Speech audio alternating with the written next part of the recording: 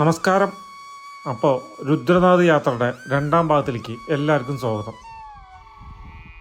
രുദ്രനാഥ് പോണ വഴിയിൽ പനാർ ബുഗ്യാൽ എന്ന പുൽമേട്ടിൽ താമസിക്കാൻ ടെൻറ്റ് ലഭിക്കാതെ എന്ത് ചെയ്യണമെന്നറിയാണ്ട് നിൽക്കുകയാണ് ഞങ്ങൾ 3 പേരും. മൂടൽമഞ്ഞും തണുപ്പുമൊക്കെ നല്ലോണം പരക്കാൻ തുടങ്ങിയിട്ടുണ്ടായിരുന്നു. കുറച്ചു ദൂരം മുന്നോട്ട് പോയപ്പോൾ പുൽമേട്ടിൽ അവിടുത്തെ ഫോറസ്റ്റ് സ്റ്റേഷൻ ഞങ്ങൾ കണ്ടു.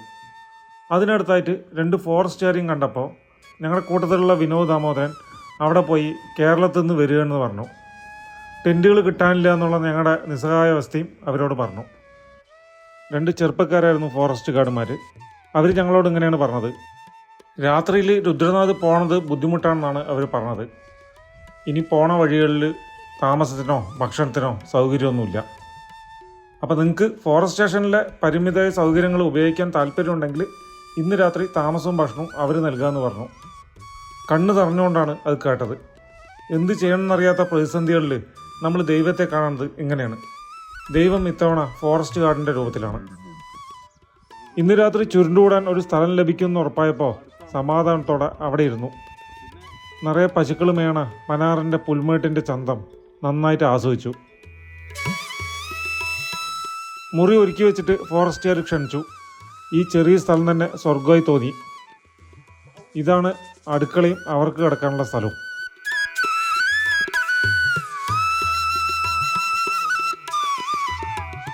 പ്രഭാതമായി ആളുകൾ രുദ്രനാഥിലേക്ക് പുറപ്പെടാൻ തുടങ്ങിയിട്ടുണ്ട്.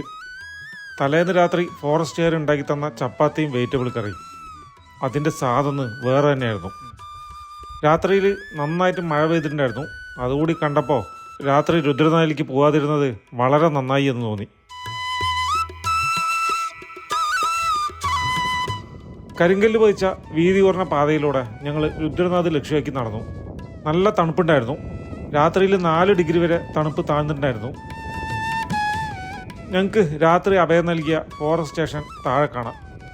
രുദ്രനാഥ് വരുന്ന വഴിയിലെ താമസ സ്ഥലങ്ങളിൽ നമുക്ക് വൃത്തിയുള്ള ബാത്റൂമുകൾ കുറവാണ്. ഇന്നലെ ഞങ്ങൾ താമസിച്ച സ്ഥലത്തും ബാത്റൂമൊന്നും ഉപയോഗിക്കാൻ പറ്റിയില്ല.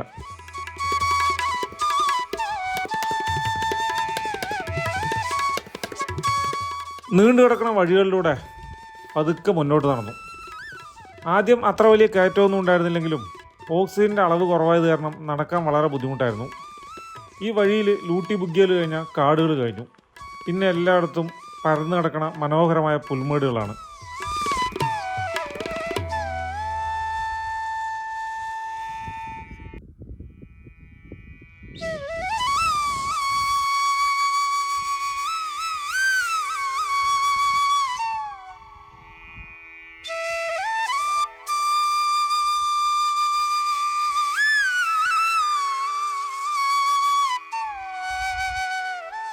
കയറ്റം അല്പം ബുദ്ധിമുട്ടാവാൻ തുടങ്ങി. അതോടൊപ്പം ഞങ്ങളൊരു അബ്ദവും ചെയ്തിട്ടുണ്ടായിരുന്നു. പനാറിൽ നിന്ന് ധൃതിയിൽ പുറപ്പെട്ടപ്പോൾ കാലിയായി ഞങ്ങളുടെ വെള്ളക്കുപ്പികൾ നിറയ്ക്കാൻ മറന്നുപോയി. ഓക്സിജൻ കുറവുള്ള ഇത്തരം സ്ഥലങ്ങളിൽ സഞ്ചരിക്കുമ്പോൾ അത്യാവശ്യമായി നമ്മൾ കയ്യിൽ കരുതേണ്ട സാധനമാണ് വെള്ളം. പക്ഷേ എന്താ ചെയ്യുക, മറന്നുപോയി. ഇനി 4-5 കിലോമീറ്റർ സഞ്ചരിച്ചെത്തണം. പഞ്ചഗംഗ എന്ന സ്ഥലത്ത് മാത്രമേ വെള്ളമുള്ളൂ. എങ്ങനെയെങ്കിലും അവിടെ എത്തിപ്പെടണം.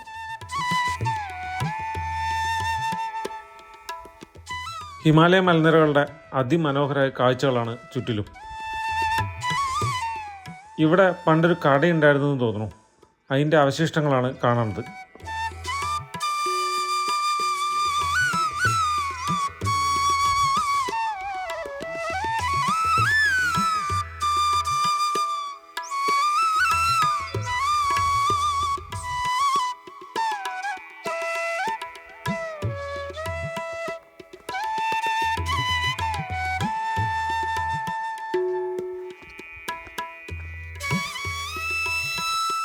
വഴിയരികിൽ കണ്ട കല്ലുകളാണിത്.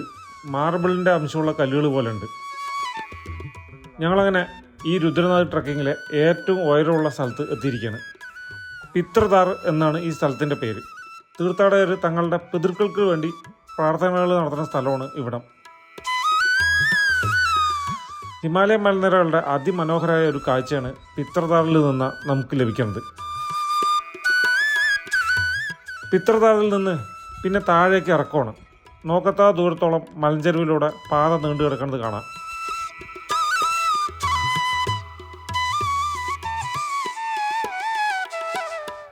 അങ്ങനെ അവസാനം നമുക്ക് ആശ്വാസമായിട്ട് ഇപ്പം കാണുന്നതാണ് പഞ്ചഗംഗ. ഇവിടെയാണ് ഉറവകളുള്ളത്. ചെറിയ ചെറിയ 5 നീർച്ചാലുകൾ ഇവിടെ കാണാൻ പറ്റും. അതുകൊണ്ടാണ് പഞ്ചഗംഗ എന്ന പേര് വന്നത്. നല്ലപോലെ തണുത്ത ജലം പഞ്ചഗംഗയിൽ നിന്ന് ആവോളം കുടിച്ചു. ബോട്ടിലുകളിലും നിറച്ചു.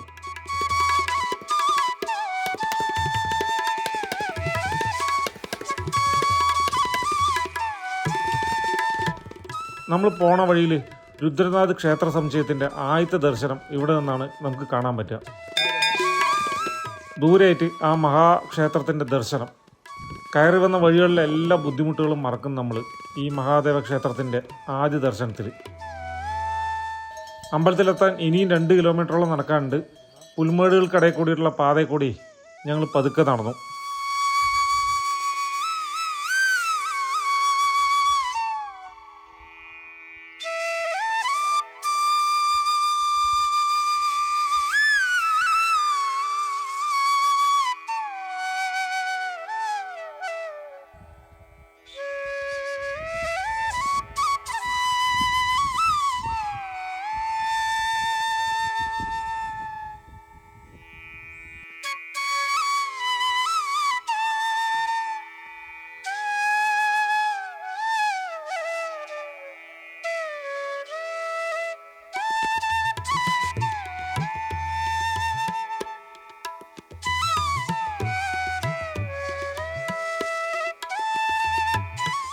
അങ്ങനെ തലേന്ന് രാവിലെ 6 മണിക്ക് തുടങ്ങിയ നടത്തം ലക്ഷ്യസ്ഥാനത്ത് എത്തിയിട്ടുണ്ട്. ഞങ്ങളവിടുത്തെ ഒരു ചായക്കടയിൽ കയറി ഒരു ചായ കുടിച്ച് ക്ഷീണം മാറ്റി. എന്നിട്ട് മെല്ലെ ക്ഷേത്രത്തിലേക്ക് നടന്നു.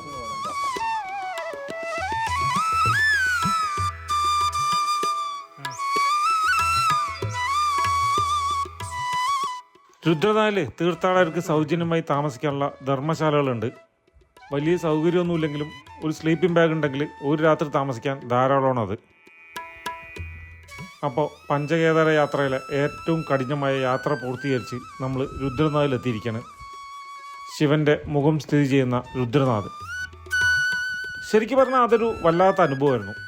ആ തിരുസന്നിധിയിൽ കാലെടുത്ത് വെച്ചപ്പോഴേക്കും അതുവരെ അനുഭവപ്പെട്ട എല്ലാ ക്ഷീണവും മാറി മനസ്സിലും ശരീരത്തിലുമൊക്കെ ഒരു വല്ലാത്ത ഊർജ്ജം നിറയണ പോലെ. ഞങ്ങൾ എത്തുമ്പോഴേക്കും നട അടയ്ക്കാൻ തുടങ്ങുമായിരുന്നു. വേഗം വരാൻ പൂജാരി ക്ഷണിച്ചു. രുദ്രനാഥിൻ്റെ പവിത്രമായ മുഖം കണ്ട് തൊഴുത് പ്രസാദം സ്വീകരിച്ചു. മനസ്സിൽ നിന്ന് മായാത്തൊരു അനുഭവമായിരുന്നു ആ ദർശനം.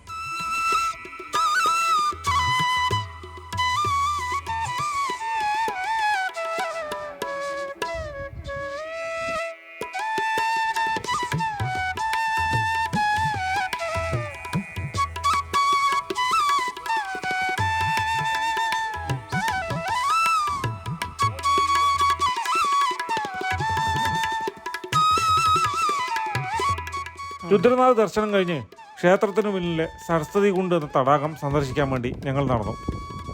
ചെറിയ ഒറ്റയടി പാതയിൽ കൂടി ഏകദേശം 200 മീറ്റർ നടന്ന സരസ്വതി കുണ്ട് എത്താം.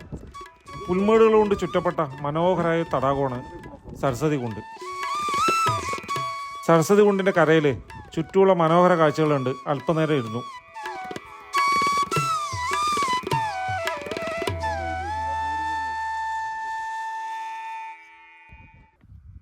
അങ്ങനെ ഞങ്ങൾക്ക് തിരിച്ചു പോകാനുള്ള സമയമായിട്ടുണ്ട്.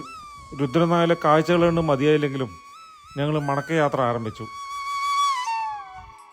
തിരിച്ചിറക്കം സുഖമായിരുന്നു. വൈകാതെ പിത്തർദാറ് പിന്നിട്ടു. നടന്നും കുതിരപ്പുറത്തൊക്കെ ആയിട്ട് തീർത്ഥാടകർ ധാരാളം എതിരെ വരുന്നുണ്ടായിരുന്നു.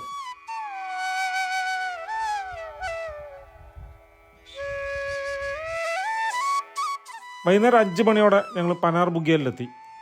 തലേന്ന് ഞങ്ങൾക്ക് അഭയം തന്ന ഫോറസ്റ്റുകാരോട് യാത്ര പറഞ്ഞ് ഞങ്ങൾ ലൂട്ടി ബുഗ്യാലിക്കുള്ള കുത്തനെയുള്ള ഇറക്കം ഇറങ്ങാൻ തുടങ്ങി. ലൂട്ടി ബുഗ്യാലിൽ ഇന്ന് രാത്രി താമസിക്കാമെന്നാണ് വിചാരിക്കുന്നത്. ഇരുട്ട് വീഴണ മുമ്പ് ലൂട്ടി എത്തി. 2 പേർക്ക് കിടക്കാൻ പറ്റുന്ന ഒരു ചെറിയ ടെൻറ്റാണ് കിട്ടിയത്. കഷ്ടിച്ച് 3 പേർക്ക് കിടക്കാം. ലൂട്ടിയിൽ ഇരുട്ട് വീണ് തുടങ്ങി. 8 മണിയോടെ ഭക്ഷണം കഴിച്ച് ഞങ്ങൾ ഉറങ്ങാൻ കിടന്നു.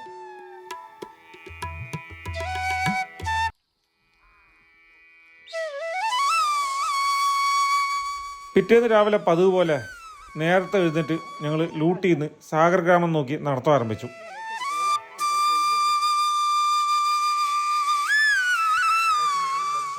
വൈകാതെ മൗലിക്കടക്ക് എത്തി.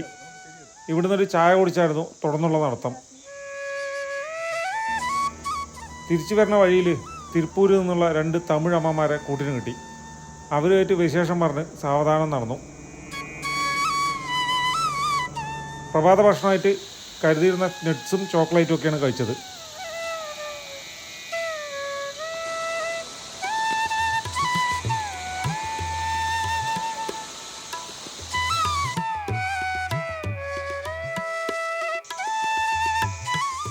അങ്ങനെ നമ്മൾ പുങ്ബുഗ്യൽ എന്ന പുൽമേട്ടിലെത്തിയിട്ടുണ്ട്. മുകളിലേക്ക് പോകുമ്പോൾ നമ്മൾ ഇവിടെ നിന്നാണ് പ്രഭാത ഭക്ഷണം കഴിച്ചത്. പിന്നിൽ നമ്മൾ കയറിപ്പോയ കൂറ്റം മലനിരകൾ കാണാം. എന്തായാലും ഞങ്ങൾ പുങ്ബുഗ്യയിൽ നിന്നില്ല. ഇവിടെ നിന്ന് 3.5 കിലോമീറ്റർ മാത്രമേ ഉള്ളൂ സാഗർ ഗ്രാമത്തിലേക്ക്. ഞങ്ങൾ വീണ്ടും നടന്ന് ചന്ദ്രകോട്ടിയിലെത്തി. സരോജ് ചേച്ചിയുടെ കടയിൽ നിന്ന് 1-2 നാരങ്ങ വെള്ളം കുടിച്ചു. അല്പനേരം അവിടെ ഇരുന്ന് വിശ്രമിച്ചു. ഈ പഴം അവർ ഞങ്ങൾക്ക് ഫ്രീ ആയിട്ട് തന്നാണ്. അവരുടെ തോട്ടത്തിൽ വിളഞ്ഞ പഴം. സ്നേഹത്തോടെ അവർ മുറിച്ച് തന്ന ആ പഴം 3 പേരും കൂടി കഴിച്ച് വീണ്ടും താഴത്തേക്ക് നടത്താൻ തുടങ്ങി.